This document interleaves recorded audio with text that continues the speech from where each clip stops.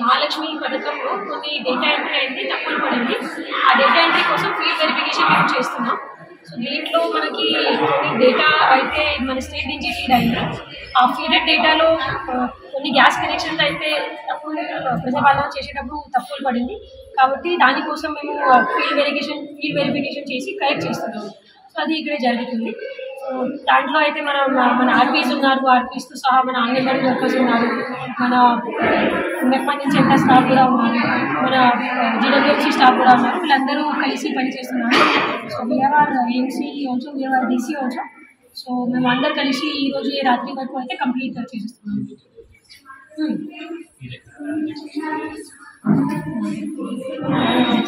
అయితే అంతా వరంగల్ ఏరియాస్ మేము కవర్ చేశాము.